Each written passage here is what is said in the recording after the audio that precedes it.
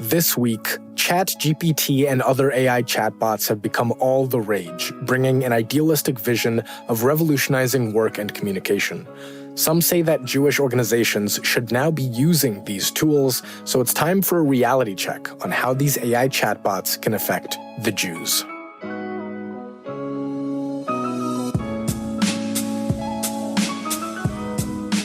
I'm Lev Gringaus, and welcome to The Jews Are Tired, your podcast about Jewish news.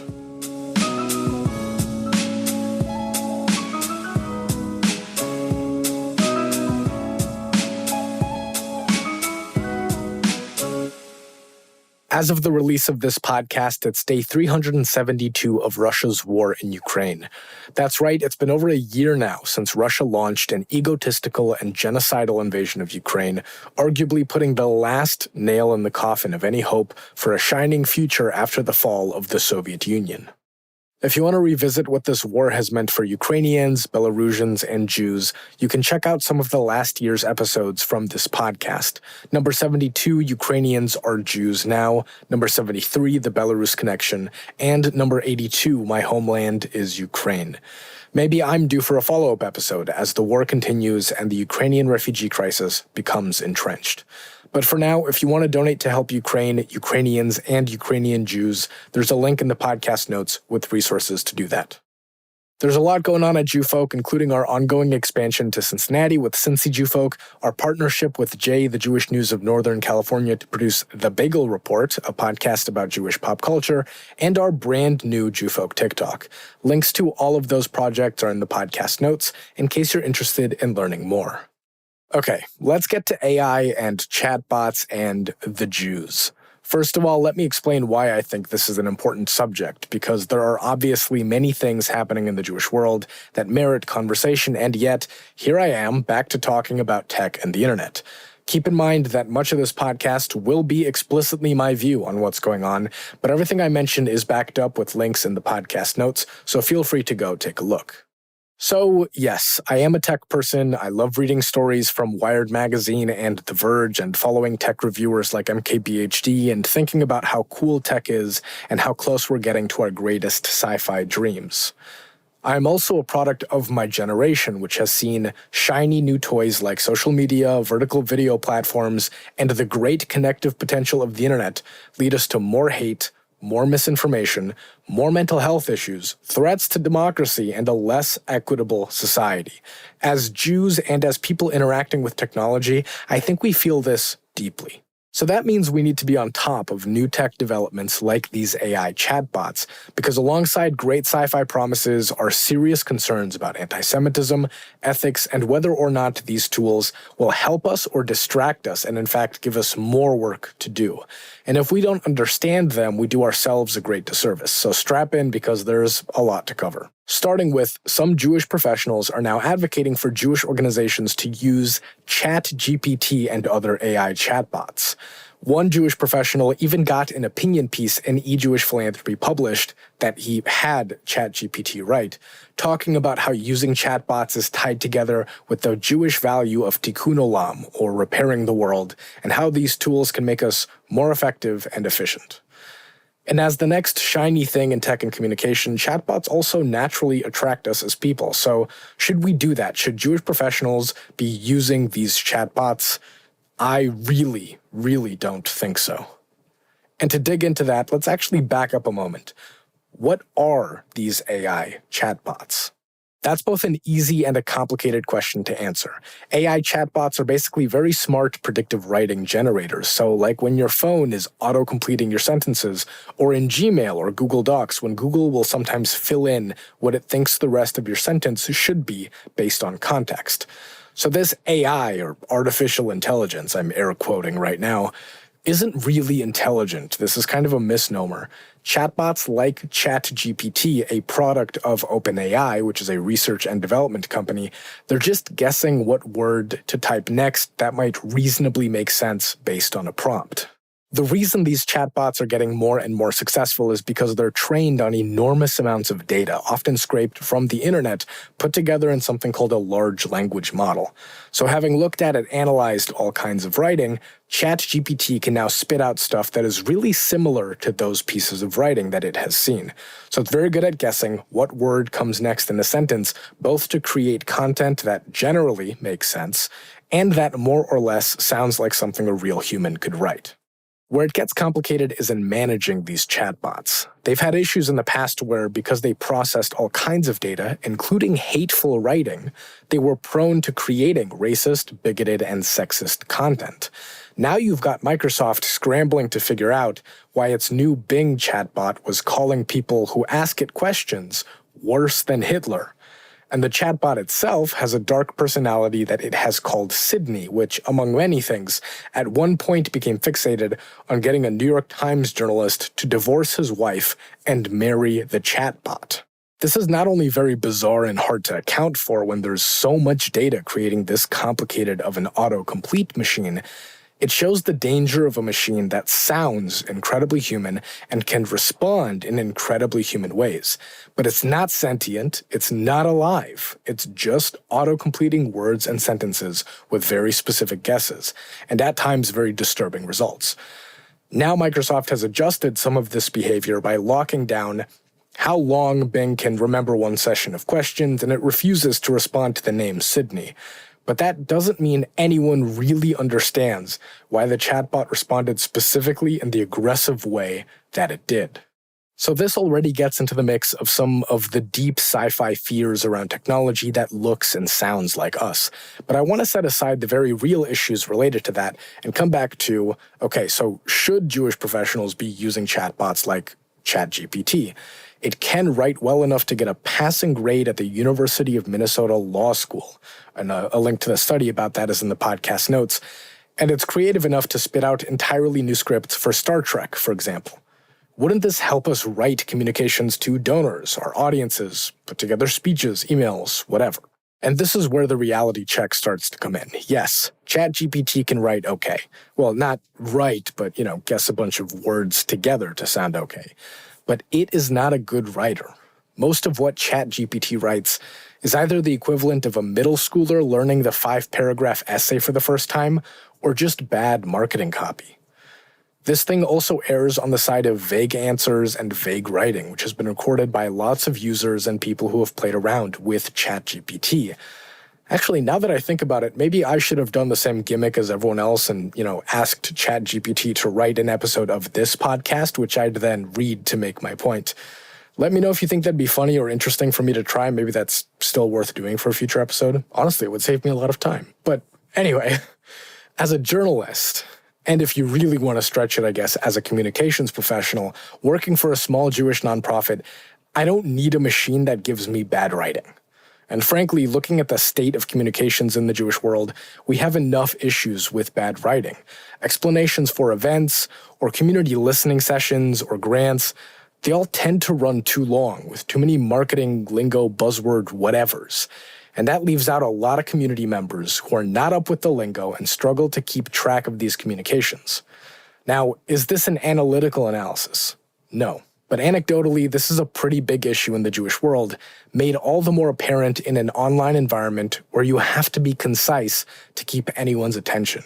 And speaking of, in a world where many Jewish organizations still don't understand that you can't post working links to events or websites or anything else in Instagram posts, no chatbot can help you with that. By the way, I'm going to pick on this e-Jewish philanthropy piece that compares ChatGPT to the Jewish value of tikkun olam, or repairing the world. It's linked in the podcast notes so you can read it yourself. I think it's a perfect example of okay writing with lots of vague generalities and no real concrete point to make. Pairing a machine that spits out at best okay writing with institutions that already suffer from language bloat is not a recipe for more efficient communications. But now you might be thinking, okay, well, why not have ChatGPT just write a first draft and then you edit that into better copy for whatever you need? Shouldn't that be faster or better? And look, that sounds nice, but I have to tell you, as an editor, editing takes time and it is not easy. And the other issue is that chatbots like ChatGPT make up answers and get stuff wrong all the time. Just because they have access to all this data doesn't mean they accurately recall all of it. And to make it worse, ChatGPT writes in a pretty authoritative voice, so you might not notice when something is wrong because it sounds like it's right. So that means editing has to take even longer because it's a more intensive process to make sure ChatGPT isn't giving you BS or straight up plagiarizing from other places, which is an issue with these chatbots. People can already be a challenge to edit, but the moment we trust these chatbots with our communications, there are any number of mistakes that they could make that we might not catch. Ranging from the silly to the stupid to the downright idiotic and dangerous, Jewish organizations do a lot of very specific communicating, especially around stuff like threats and anti-Semitism, and who takes responsibility when something goes wrong with that. So I am hard-pressed to see how bad writing plus inventing false information will help us in our jobs and streamline our work. This sounds like more work to deal with, frankly, and as any Jewish professional at a nonprofit can tell you, we don't need more work. We've got enough going on without having to manage a chatbot. And this is also part of what frustrates me about any effort to say Jewish professionals and organizations should be using chatbots. Go back and listen to an older episode of this podcast, number 86, Jewish Professional Troubles, if you want to hear more about this. But Jewish professionals are overworked as is, and we need more support for us and our work, not to have to chase a shiny new thing and invent ways to plug it into our workflow, just so we can announce to our audiences we're ahead of the curve. Again, most Jewish organizations still don't know how to use social media effectively to communicate with their audiences. There is no getting ahead of the curve when there's already so much work to do. And this boils down to the fact that we should be investing in people, not chatbots, and honestly in better writing and less jargon, not a machine likely to give us more of both. Here's the other big one, although I admit this will sound a little Luddite, but our work is about intentionality, okay? We have to understand as Jews and professionals what the voice of our organizations are, and we have to cultivate that voice and that messaging and that connection that we try to make with our audiences and with donors. ChatGPT can't figure out that messaging for us. It can't think for us, no matter how nice it might sound. And frankly, I don't think audiences, and definitely not donors, will appreciate the vague, if confident content spit out by chatbots. A chatbot can't know our audience for us. And our work is about knowing who we're talking to. No matter how we prompt ChatGPT, it will never be as good as us putting the work in to write and understand the content we need. And look, I don't say this thinking that there's no place for these AI chatbots in Jewish life. As they continue to get better, they'll write better and maybe be better with not inventing stuff too. For some people, it can be really helpful to stop staring at a blank Google Doc and get some kind of draft out of ChatGPT to work with, and then they can do the rest. And these chatbots are not terrible at writing, say, speeches. There's a really interesting Associated Press story in the podcast notes about clergy, Jewish and non-Jewish, testing out ChatGPT. One rabbi in New York gave a Dvar Torah, or sermon, written by the chatbot, and many in the congregation were impressed, and some even clapped once the rabbi was done reading it. Now, the rabbi wasn't happy, but that's not the point. Not that I'm saying rabbis should be using ChatGPT, but for some people who struggle with public speaking, this tool may be really useful to help them frame their thoughts, especially as the AI gets better. Some Jewish educators are also already using ChatGPT, with a link in the podcast notes to a piece that describes how some educators are telling students to ask ChatGPT about, say, a biblical story, and then they grade the chatbot on how well it described what happened. That's honestly a pretty smart way of integrating interest in chatbots with an education method that makes sure ChatGPT can't just get away with writing BS. And you know what? These chatbots can also just be really fun. I don't mean to take away from that. For the Jewfolk TikTok, we want to try and do a very Gen Z Purim spiel, and I'll probably see what ChatGPT writes up because it's great at generating perfectly silly stuff. But these are still very specific use cases, ones where, you still have to be careful. And even as chatbots get better, I stand by my argument that we as Jewish professionals don't need them. And in fact, using them will cause us more headaches than anything else. If we are to uphold our mission to connect people in community, we need to talk less with chatbots and more with people. So now let's zoom out to take a look more broadly at the issues with these chatbots when it comes to spreading hate and misinformation. What should we as Jews look out for, and how can we try and minimize anti-Semitism as a result of these tools? All of this goes hand in hand with a clash of values that I think we need to recognize and grapple with, starting with the exploitation behind many of these chatbots. The thing is, these AIs or chatbots or large language models or whatever you want to call them, they aren't magic. This isn't just a case of get a bunch of data together, let the chatbot process it, and we're good to go. There's a lot of manual human work that goes into making something like ChatGPT operational. Take the fact that OpenAI, the company behind ChatGPT, was using Kenyan workers earning less than $2 an hour to look at, sort through, and label hateful information like racism, violence, and sexual assault. There's a link in the podcast notes to the Time magazine investigation about this. Like I mentioned before, chatbots like ChatGPT are trained on a lot of data that includes hateful things that people have written and posted, and that also includes all the implicit biases that people have. This means that without some kind of guardrails, chatbots can spit out all kinds of horrible things because they're just reflecting us as people and regurgitating content they've seen us create. So how do you train an AI to not say hateful things?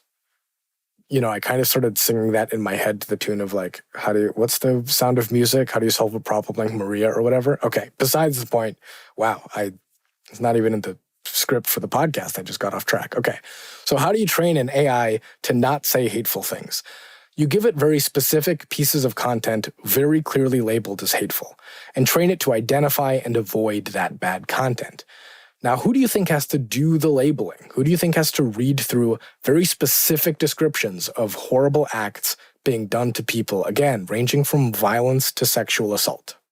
Other humans have to do that.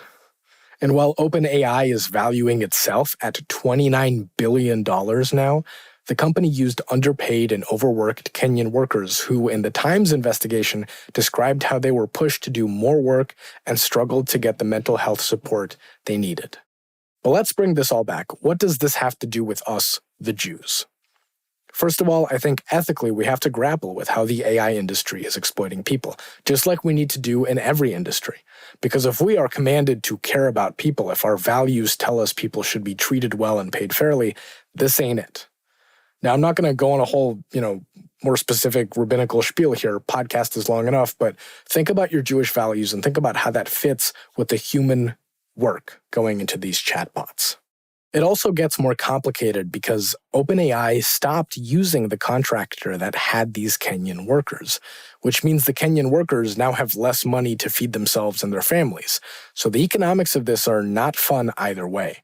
And here's the second thing, and this is why I think it's so important to understand the human work behind the AI.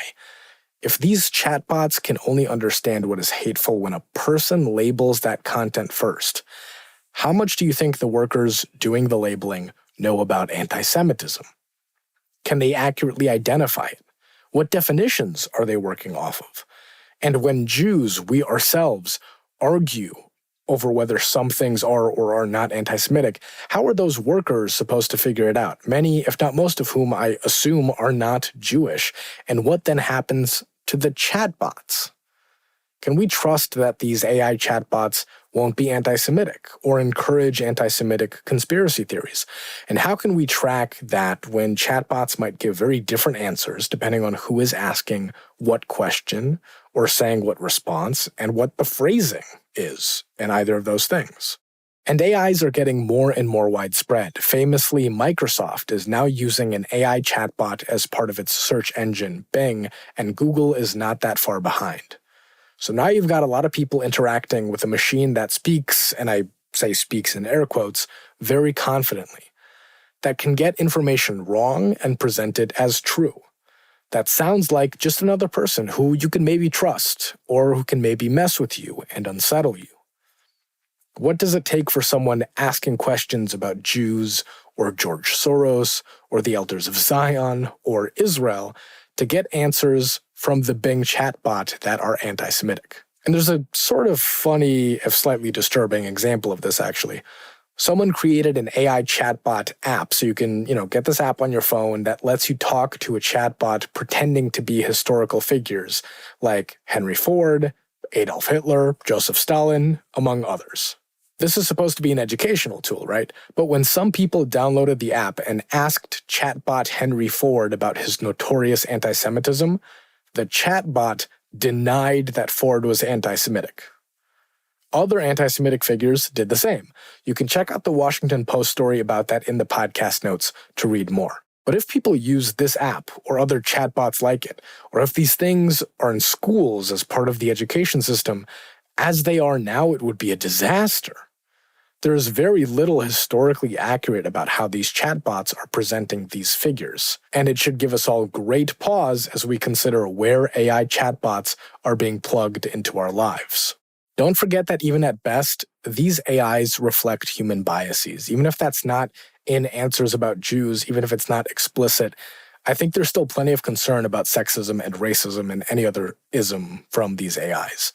And to make matters worse, like I mentioned before, the Bing chat has notoriously gone off the rails many times, trying to break up the marriage of one journalist, calling another journalist worse than Hitler and Stalin.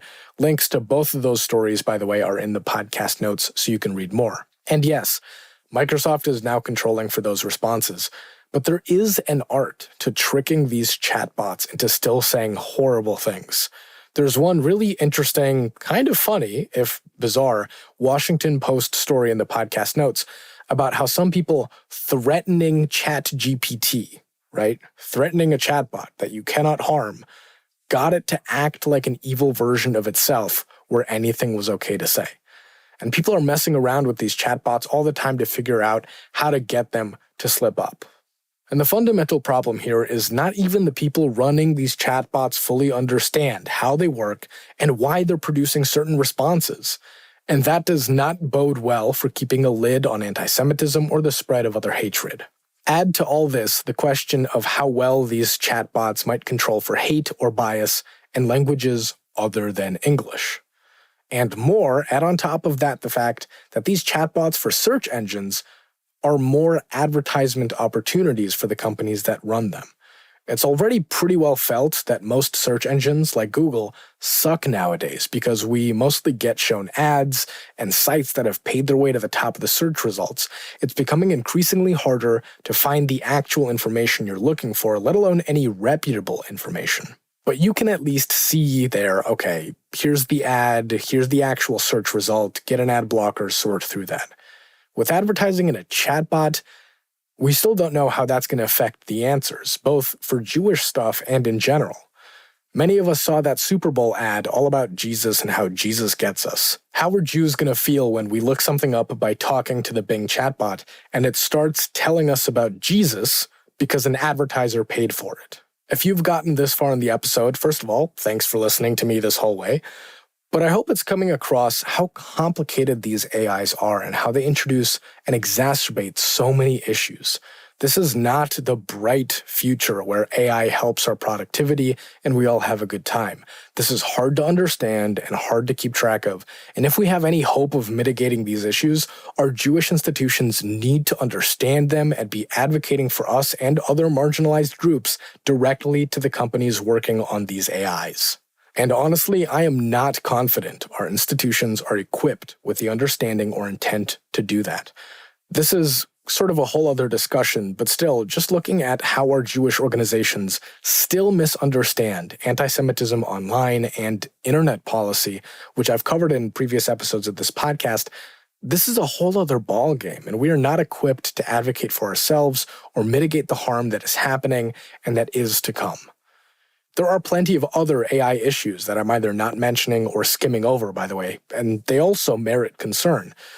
For all of us worried about the environment, for example, there's an MIT technology review story in the podcast notes that talks about how training one AI model, the computing power for that, is the same as the emissions for 5 cars over their entire lifespan.